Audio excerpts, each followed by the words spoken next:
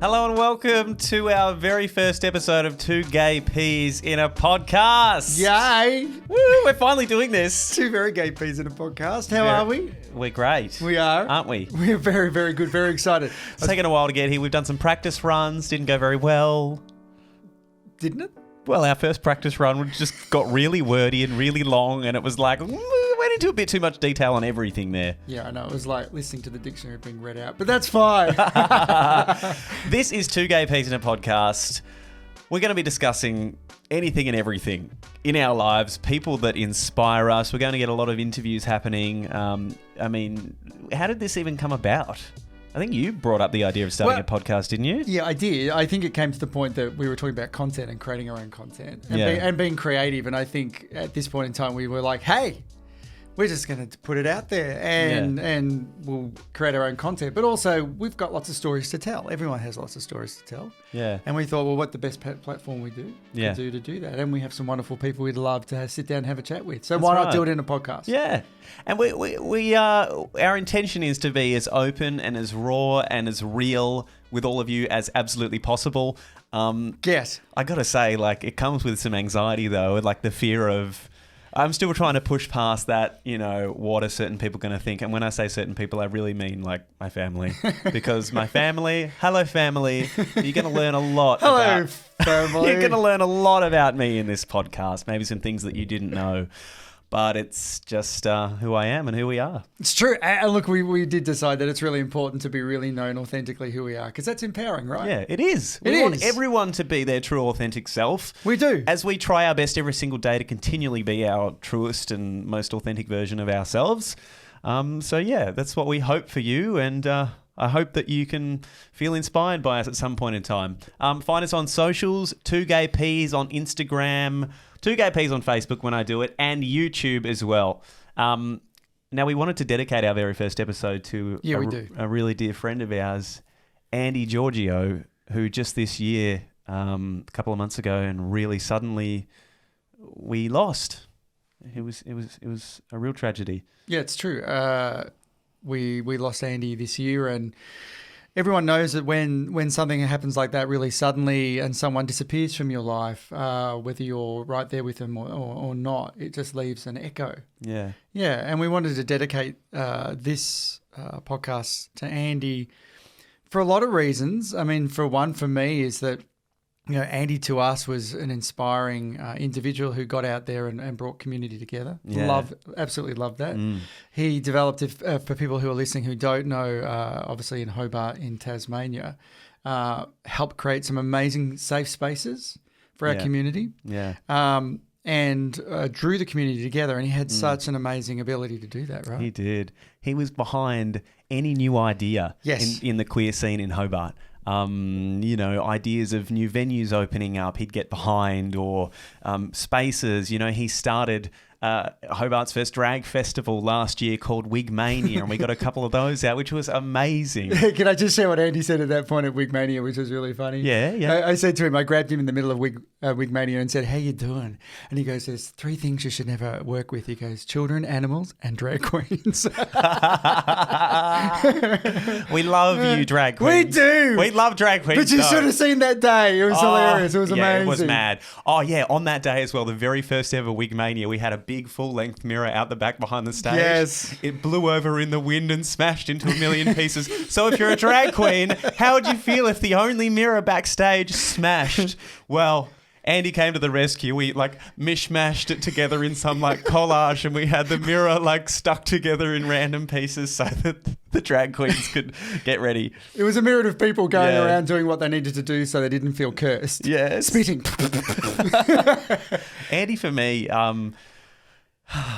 at a point in time a few years ago when I met Andy and his beautiful partner Ray, it would have been about 6 or 7 years ago now. Sure. I was at a point in my life where I was super confused and lost. I didn't really feel like I had any friends or anyone to talk to. And Andy mothered me in a way, and Ray. But Andy introduced me to so many things. Andy introduced me to the history of queer and gay culture. He encouraged me to learn about it and understand it, understand what we've been through, and why we continue to fight every day for the rights and freedoms that we have as gay people. Gosh, Andy really taught me to embrace the person that I am, the creative traits that I have. He encouraged me to love myself, and it's so hard to imagine not speaking to someone again. Andy's the first person in my life that really meant a lot to me that I've lost. So, yeah, it's been really hard to lose him. Yeah, hey, hey, we're tearing up. Yeah. It is really difficult when you lose that, and I know that we say this so much about when we lose people. I should have done this, and I should have spent more time. But the best thing, I guess, for us as understanding is just to celebrate, Andy's life and also what Andy stood for. And there is so much to be thankful for with his life. And part of this, we're just so inspired to be doing this podcast because we know that Andy would just be a major supporter of us. I messaged Andy only a couple of months ago. And I told him we were doing the podcast, and I sent him the logo that I designed, and because Andy's a creative soul, and I mean his whole life has been dedicated to art and then the creative world, and I was so excited to share the logo and the idea of the podcast with him, and I really wanted to get him on. So this one's for you, Andy. This one's for you, mate. We love you so much. We do. My 80s man. Now, I suppose at our very first podcast, for anyone that doesn't know us, there's a little get to know you sesh. You came up with an idea for us to play a bit of a game. I did. I decided that we're going to ask each other questions about things about ourselves and to see what the other person would answer correctly or not. So we're going to throw some questions at each other. Okay. We're going to write down the answers, and then we'll see that if we actually get them right. So hopefully this is not a deal breaker. It's not going to be a deal breaker. Nothing's really a deal breaker with you and I. No, nothing's a deal breaker. Considering the conversations we've had. We'll explore more in future podcasts, don't worry. There's lots to come. So should we do this? Yes, shall we go? Do you want to go first? All right, and we're going to write down our answers, and then we're going to, obviously, if you're listening to this, you won't see it, but you'll hear the answers, but you'll see it on here. So I'm going to go first. Great. All right, here we go. Okay. So as a kid, I was pretty good at track. Okay. Yep. Yes. Can you tell me what was the actual track race that I was really good at and went to state on? The specific kind of race. Do you want me to give you 3 choices? Okay. I'd love a multiple choice. All right. Was it the 100 metres? Oh. Was it the 200 metres or the 500 metres?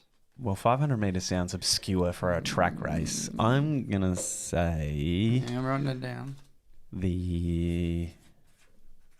I'm going to say the 200 metres.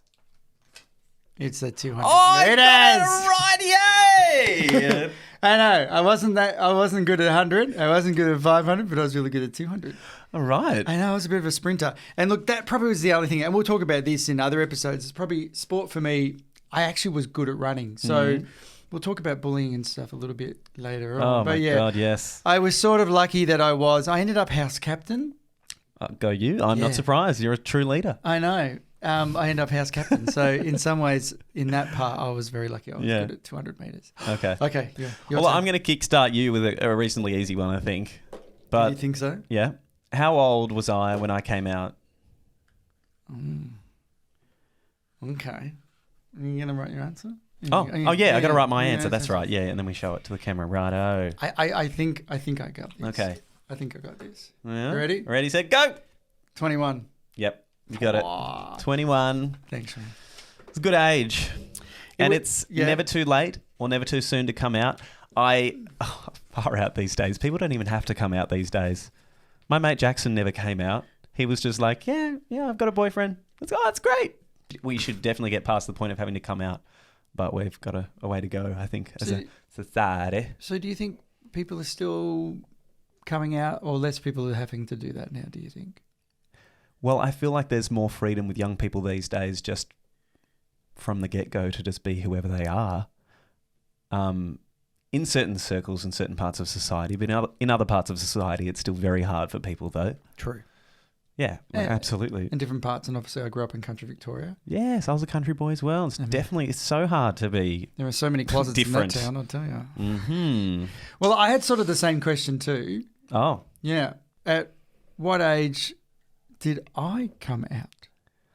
Oh, this could be a trick question because you kind of had a couple of comings outs.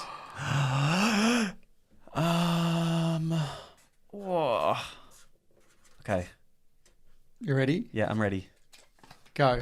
Was it 19? 19 and 30. Oh, well, I got one of them right. So you came out at 19. That's when you told me you'd go to like the gay bar for the first time when you were a young twink. Yes, for those who remember, Exchange. I was sitting there with my Southern and Coke. Oh, scaredy cats talking to people while playing pool. And those were the days, obviously, where we had no social media, and I would go... You mean you had to have interactions with people in person? What?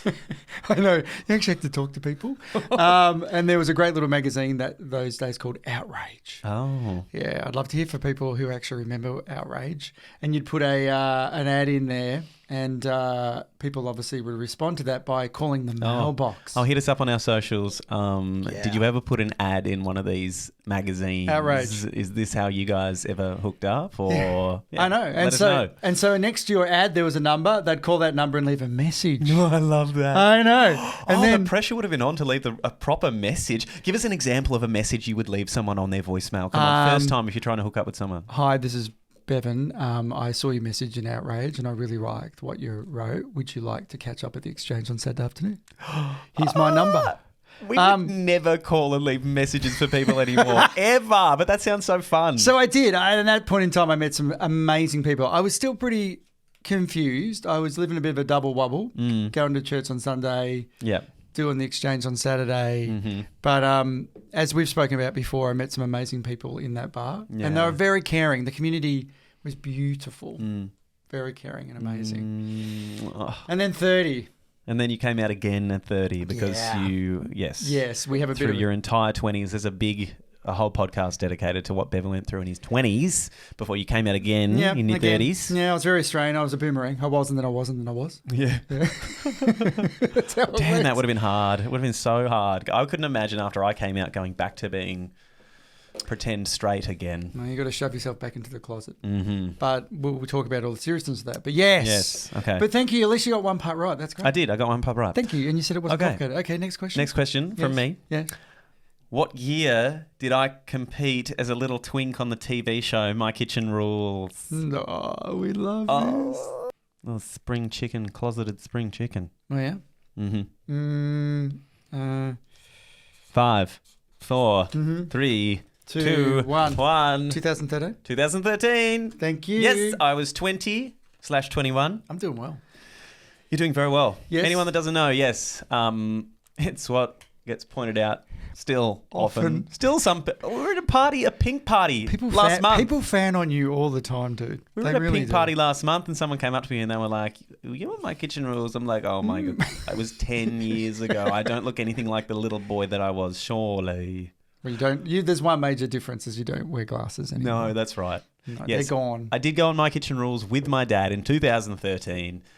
Mick and Matt. Crazy times, but a lot of fun. Got to learn how TV was made. One of the worst experiences, though, because I was closeted, was being thrust into the spotlight.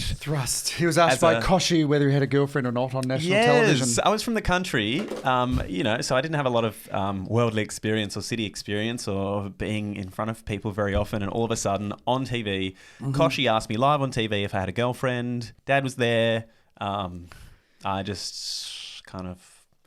I didn't say much. But on reflection, we've dreamed about... Imagine us coming out live... then and there. That would have been amazing. Front of Dad. That would have been amazing. Could you imagine Mel? Been so good. At least you would have got a hug from Mel. Oh, yeah. Gosh, you wouldn't have known what to say. Or Dad. Love you, Dad. Okay. Hey! Next question from you. Here's one. Okay. What are my pronouns? Oh, my gosh. Easy. You sure? I might have changed them yesterday. You might have changed your pronouns yesterday. Well, you did not communicate this with me. The last time was he, his, him. He, him. Yeah. He, You're him. good. He, him. Great. So identify as he, him. Yes. Beautiful. Lovely. Would you like to share, or is that one of your questions? No, that's not one of my questions, but I'm happy to share I identify as he, they. Yay. Yay, they. I just don't think that all that I am can be fully described in just he and him. True. You should live with him. That's true. I love to express every facet of myself, my feminine side. I love my feminine side so much. And I love your feminine side. I love all the facets. In fact, honestly, I think I've talked with you about this before, but yes, you have. I don't really like to define myself as anything. I don't even like to define myself as he, they. I just want to be anything and everything at any given time. Sometimes I'll put a wig on and feel more she than he. We know when those wig times are for those people. You never know. We might see the back. Yes. I've got a character called Sandy Spinks, who I pull out sometimes. Love Sandy. Sandy's great. She's a character. Yeah. Give us a shout out if you love Sandy. Like, seriously. Yeah, if you want Sandy she's still back. on Insta, but she hasn't been around since kind of COVID times. Don't know what happened to her. Well, I've got to say, though, I did find her handbag when we moved into this house, and her handbag had been in storage for a couple of years. Turns out at some point in time, I put a banana in her handbag, and I found this little shriveled black banana that had been sitting in Sandy's handbag for like 3 years. It was gross. It was really gross, mate. Okay. Is it my turn for the next question? It is your turn. Okay. Mm-hmm. Where were we when you said these words to me? Oh, God. Sex in the dunes. Easy. I'm going to give you the capital city. Nah. Is that all right? Okay, I'm going to go for specifics as to where it was. No, well then, yeah. Yeah. It's Perth, Scarborough. I thought it was Swanbourne Beach. Oh, maybe. Well, but it was close the nude beach in Perth. Yes. You knew it. Yeah, it was Perth. Yes. For those that here's something you don't know, I've been a nudist from way back. Bevan gave me my first experience at a nude beach, me. The first one was in Esperance. No one was there when we went on a road trip across the Nullarbor, but the first one with lots of people around was in Perth. It was so liberating. Everyone was nude. Everyone was nude. It was great. All shapes and sizes. Mm-hmm. It was all nude. I don't know. I've always wanted to. Nudism for me is just it's me. Mm-hmm.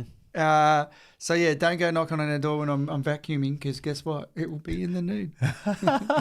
I just remember seeing this one particular couple at the beach that day, and they looked like, they were locals. They looked like they go to the nude beach every single day in summer. Their skin looked like an old leather couch. Yes, it did. It really did. God bless. There were no tan lines on those two. No tan lines. And I didn't really want to look that close for a tan line, to be honest. It's like, Carl, I'm looking into your eyes, around your eyes. That's all I'm looking at. Around the eyes, in the eyes. You do. You soon. But you find out again that, your inhibitions are gone.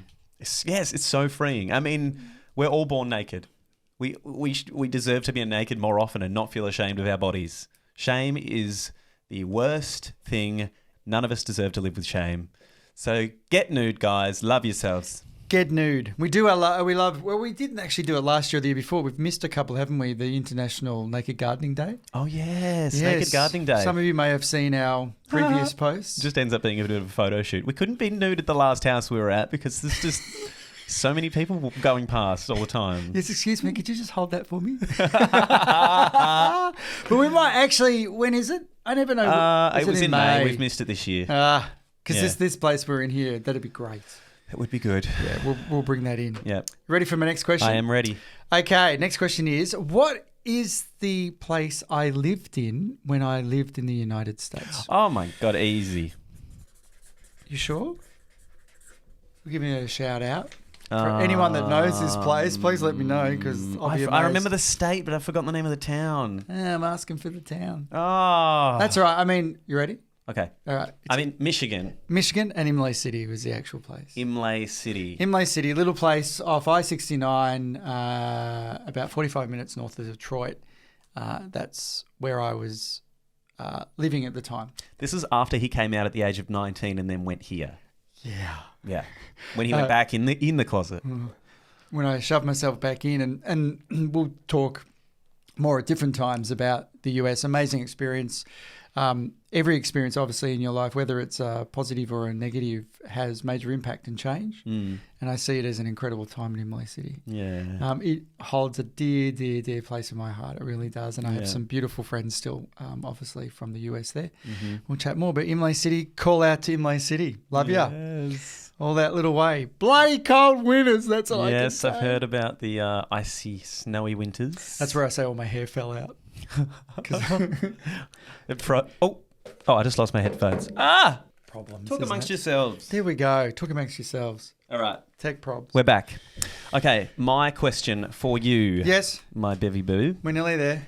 We're doing good, actually. That's where we know quite a bit about each other. We do. We'll learn more and more as the weeks go on. We will. In the production of A View from the Bridge by Arthur Miller that you and I both performed in over the last couple of years. Yes. Which part of Italy was my character Rodolfo from? I don't know how to spell it, but I'll say it. You can just give the region. No, you don't have to be specific. I'm going to say Cefalù. Yes. Is that right? Cefalù. He was from Sicily. I decided that Rodolfo was from a little place called Cefalù, which is near the capital of Sicily called Palermo. Can we hear a little bit of Rodolfo because I miss him? Rodolfo is here. He's within me. He will always be in my heart. He was a really fun character. Oh my God, I haven't touched base with Rodolfo in a little while. And I'm doing some hospitality training at the moment. And there is a guy from Sicily in my hospitality class. And I'm mortified to bring Rodolfo out in front of him. And though he did ask me. You should to see how good it is. So Bevan and I acted together in 2021 and 2022 in an Arthur Miller play called A View from the Bridge. It was really, really amazing experience. It's hands down my most cherished theatre experience that I've had, and we were so lucky to get to do it over 2 seasons, over 2 years. Lisa Gormley, love you, Lisa. Love you, Lisa. She was our director. She's just smashing the Tasmanian theatre scene these days. She's directing a show this year as well in Hobart. But this was her first directorial debut. We started this play as an online course during COVID, and then we decided to put the play on. Found an amazing cast. And I got dragged in to do some small parts. You did. Your character was amazing. Show us a bit of Louis. Yeah, you doing? There's Louis. Yeah. Where was Louis from? I don't know. He was from the docks, yeah? He was from the docks. I don't know. He was from Brooklyn, though, right? Okay, yeah, from Brooklyn. But I don't know particularly because, I used to be on the street a lot. That's right. It. There he is. Yeah, Louis was cool. I can kind of dip into being one of Louis' friends as well. Yeah. We go bowling a lot, right? We do. We actually went bowling as a rap party for A View from the Bridge last year. We had so much fun. Yeah, absolutely. Man. It was fun. It was so fun. And so fun to act with you. It was fun to act with you too. It was a privilege. And I think it's I think from that point we sort of worked out that being creative together, not only as partners, but doing things like stage, we loved it. Yeah. And we loved the energy that was created for us. Mm-hmm. And again, hence the reason why we're talking to you. Because we just love that energy. Yeah. We really do. But yeah, it was a great experience for me to jump back into it. Yeah. It was fun to play. And it did, for me, remind me, as we all sort of know, that we forget to play as adults. And we do. This idea of growing up is such a ridiculous and ludicrous thing that when we grow up, we can't behave like we see children behave. Why? Why? Exactly. Why not? There's some shame put on being playful when you're an adult. Well, we tend to tell children off. Yes, for expressing their emotions or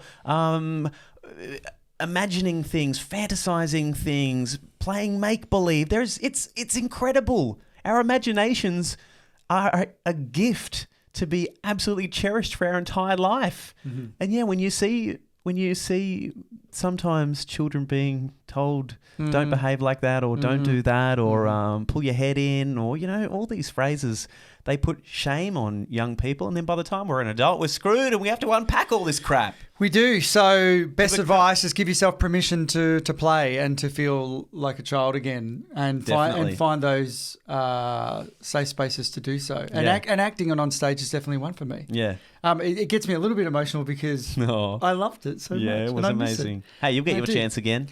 I may get my chance again. You will. We'd love to put A View from the Bridge on again. Oh my God. Lisa, if you're watching, yes, Melbourne is calling you. Melbourne is put calling. It on over here with the same cast. But I can hear Lisa going, we need funding. Well, of course, funding, please. Anyone. Oh, it was a great, beautiful, and award-winning. It was. We won an award. Thanks. Yeah, it was great. Hey, whose turn? It's your turn. Next question. All right, next question. I'm going to have to refer to my notes because I think I cannot now remember what my other question was. Okay. Here's a good one. Oh, yeah? Tricky? Yeah. We'll see what he comes up with on this one. What would you say is my major phobia? Oh. Come on. Wow, that one's hard. You reckon? Here we go. Okay. Ready? Yep. Go. Eating pips. What did you put down? I said tickling. Oh. Bevan doesn't like being tickled. No. But Yes, pips. If there's a lemon pip. tickling and pips. I'm a complex individual. I'm You over are. 50. We'll discover Bevan's complexities later on. But if I put lemon on every meal, and if there's ever a pip on Bevan's food, he starts to dry reach and gag at the thought of a pip. I entering his cannot mouth. be the only person that won't eat a mandarin because of the pips. You put so many other things in your mouth, and yet a pip is what makes you gag. Excuse me? It does. Feel free to share your phobias on our social media as well, folks. I think because I got them as a kid so much in my lunchbox, right? But your mum wasn't screening for pips? No. Oh, what was she putting? Mandarins and things? Yeah, it was just grapes. healthy. She was amazing. Yeah. But no, pips are definitely tickling. That comes up. Yeah, on the list. I don't like being tickled. No, you I don't. do not like being tickled. Oh, okay. All right. I've got. Is this our last? I've still got two more. So maybe you started. I don't know. I can't count. I think I've got. Okay. This one's a good one. Yeah. What was something that I mentioned to you after we met for the very first time in person? And it's a bit vague, sorry, but you're going to have to take a stab in the dark. Oh, man. We met for the very first time at Hobart Airport. We'd been I gotcha. online dating for a while and FaceTiming every day. Bevan came down for my birthday in 2018 in March. Yes. What was something that I said to you? This is rude, I tell you. Oh, is it? Do you know where I'm going with it? I know where you're going. Yeah, what you know was what it? he said? What? You're shorter than I thought you were. Is that it? That's exactly right. Was that like literally one of the first things I said to you when we met at the airport? It was like, oh, you're shorter than I thought you were. Here it is. Looking at someone that I've been speaking to over the, we'd been obviously FaceTiming a lot. And we really loved each other at this point. We hadn't even met. We hadn't really met. And we're working that out. We're trying to do the age thing and working out this age gap. And I'm walking up to you, come through security, and you look at me and you go, oh, you're a little bit shorter than I thought you were. It was true. Well, because we'd never Words met. of love like Southampton. Because we'd never met. And it's funny the picture you put in your head about someone. I was like 7 foot tall, apparently. I thought you were some like big giant of a man. But we're exactly the same height, though. I am in here. You are. I am in here. You're my big beefcake. Oh, I'm a beefcake. You are. I am. I used to be a little bit bigger, but my beefcake. We'll talk about it. Maybe we You've will. still got good beef, babe. Don't worry. That's all right. You got to do the old beefcake. But yes, that was the first thing that you said. It was. And then Sorry about that. That's all right. And then we kissed and we went to Mona and celebrated the day. Yeah, and that's not all we did, but it's true. That's cool. We went to Mona and we did all that sort of stuff, and then we sort of had a break, and we'll go through that journey. And a relationship break was tricky. Mm. It was tricky at that point in time. It was. All right, let's get this party moving along. All right. What else have we got? I'm trying to think if I've actually got any more. I thought you said you had 6. I did. Is that it? I think that's nearly. Yeah. One more. One more. Okay. What job was I doing when I was 22? Oh, I know this one. You sure? We are scribbling. We are scribbling. 1, 2, 3. I was a youth pastor at the church. You were a youth pastor at the church in Michigan. Yes, I was. We spoke about Imlay City a little bit before, but that's what I was actually doing there. Yeah. I was a youth pastor at United Methodist Church. So you'd come out essentially as this gorgeous young twink with hair. Jason Donovan. In your late teens, where you were reading the magazines and you were going to the bar and sheepishly, but you were being very well looked after at that point in time. You then went to the US and became a youth pastor and went back into the closet. There's a lot there. Yeah, there's a lot there.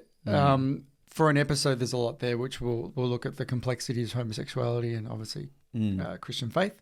But yes, I did. In short, I met some amazing people at that point in time, and I was really wanting to belong, as many people would attest to at that point. I felt really lost. Yeah. And they really embraced me, and I went on that journey of my faith journey, believing at that point that homosexuality was something I could move through and be healed from. And that led me into turning my back on that. Putting it in the closet is an interesting word. It's more the fact that everyone knew that's where I was, because I was very vocal about that. And I obviously got a little bit of notoriety because of that, because he was someone that was walking away from homosexuality. Oh, wow. Okay. Yeah, I know. It's like you'd been healed. You came from Australia to the US, became a pastor, and you'd cured your homosexuality in the process. Yes, and was walking the straight line, if I can call it that phrase. But yeah, and there was a lot of sincerity, absolute sincerity in what I was doing in the United States. And my heart was right there in the right place to really bring joy and peace and love to people. And it was just, unfortunately, certainly, personally, some of it was really misguided and painful, and still dealing with a lot of pain and shame. Yeah. So, I lived a very different life in my 20s. When you're all out at your phone parties, I was standing in a church with a guitar and a robe. It was an incredible time in both good and bad. Yeah. And of course, we'll dissect this much deeper in future episodes. I have also got religion in my family as well. Yes, you do. I mean, most queer people in Australia have come through some kind of religion in their families. I also had a bit of a crack at conversion therapy. Yes, you did. When I was in my late teens. It was awful. I contacted a place called Coming Out Loved in the US, and it was all via Skype. At the time, I had one session for like half an hour with this person from the US that cost me $240. Wow. Tell me that's not exploiting a young teen. They've since been shut down, thank goodness, because it's awful how many people are still being forcibly put through conversion therapy. It's like hundreds of thousands in the US still per year. The person that I talked to told me that the only reason people are gay is because of a bad relationship with your dad. And that was it. And their method of fixing you was to take out the unexpressed anger that you had toward your dad with a tennis racket and a pillow. So there was videos on their website of young gay people who are trying to convert, smacking pillows, and apparently that was the cure. It was awful, and it was really expensive. I'm really sorry to tell you, but it didn't work. Oh, really? Oh, yeah, no, it didn't work. Well, after that session, I'm like, straight after that session, I knew it was complete bullshit. Yep. And it wasn't long after that I came out. We love the bullshit meter. It went right up. It went right up. Right up. So, we will explore a lot more of that. I think, in summary, just in this little part, is that you're all loved, very much so. And I know that a lot of you have a faith background, and people have more heavier faith backgrounds, especially in the charismatic church like I did.